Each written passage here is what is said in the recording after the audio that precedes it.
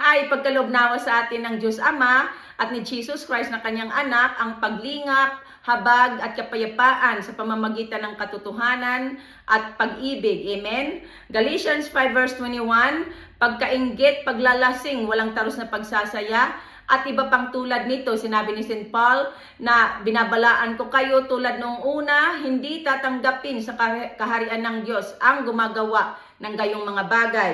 Okay, ang pagiging Christian ay hindi lamang iyong nagsisimba tayo every Sunday. Sa Holy Bible, itinuturo sa atin na mamuhay tayo bilang mga tunay na Kristiyano. Mamuhay tayo ayon sa mga itinurong good moral ng ating Panginoong Hesus sa Biblia. Ang mga itinurong moralidad or moral values ng Panginoon ay matatagpuan natin sa Matthew chapter 5 up to chapter 8. Ito ang sermon ng Panginoon sa bundok. Okay, sa Galatians 5 verse 1, sinabi ni St. Paul na pinalaya na tayo ni Kristo upang manatiling malaya. Magpakatatag nga kayo at huwag nang paalipin pa. Ibig sabihin na malaya na tayo at hindi na alipin pa ng mga pita ng laman. Malaya na tayo sa mga gawain ng laman. Ito ang mga gawa ng laman: pangangalunya or sexual immorality, karimarim na pamumuhay, kahalayan, pagsamba sa Diyos-Diyusan, pangkukulam, pagkapuot, pagkagalit, paninibugho, kasakiman,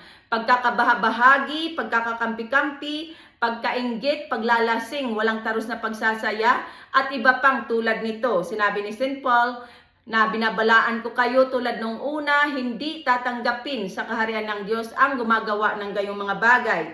Ang mga pita ng laman o mga gawain ng laman ay mga sanhi ng pagkakasala. Ito'y mga pagkakasalang nakamamatay or deadly sins. Kaya nga sinabi ni St. Paul na hindi tatanggapin sa kaharian ng Diyos ang gumagawa ng gayong mga bagay. Ngunit sa ating pakikipag-isa kay Jesus Christ, tayo'y malaya na sa mga gawain ng laman. Sinabi ni St. Paul na pinatay na ng mga nakipag-isa kay Jesus Christ ang likas nilang pagkatao kasama ang masasamang pita nito. Okay, ang Biblia ay wala itong itinatago, wala itong ikinukubli. Malinaw itong sinasabi sa atin na ang mga gumagawa ng kasamaan at sexual immorality ay hindi tatanggapin sa kaharian ng Diyos. Itong kaharian ng Diyos, ito'y ang bagong langit at ang bagong lupa. Ito'y ang bagong Jerusalem, ang lungsod na titirhan natin doon sa langit pagkatapos natin dito sa lupa. Tulad ng sinasabi sa Revelations chapter 21 verse 25 to 27, na mananatiling bukas sa buong maghapon ang mga pinto ng lungsod. Itong lungsod ay ang bagong Jerusalem doon sa langit. Mananatiling bukas sa buong maghapon ang mga pinto ng lungsod sapagkat hindi na sasapit doon ang gabi. Ngunit hindi makapapasok doon ang anumang marumi sa paningin ng Diyos, ang sinumang gumagawa ng kahihiyan at mga kasinungalingan. Yaon lamang may mga pangalang nakasulat sa aklat ng mga buhay na iniingatan ng Kordero ang makapapasok sa lungsod. Kaya nga sinasabihan tayo sa Holy Bible na huwag natin susundin ang mga pita ng laman sapagkat ito'y patungo sa kapahamakan, kundi sundin natin ang patnubay ng Espiritu Santo. Ito ang sa Espiritu: pag-ibig, kapayapaan, kagalakan, katyagaan, kabutihan, kabaitan, katapatan, kahinahunan at pagpipigil sa sarili or self-discipline. Sa Biblia, paulit-ulit na sinasabi sa atin na huwag tayong maglalasing. Sinasabi sa Ephesians chapter 5 verse 18 na huwag kayong maglalasing sapagkat nakasisira iyan sa maayos na pamumuhay.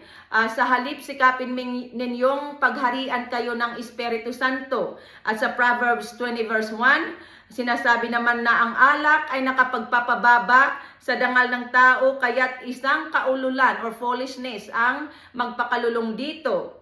At paulit-ulit din na sinasabi sa atin sa Biblia na umiwas tayo sa kahalayan at kalaswaan. Lumayo tayo sa sexual immorality.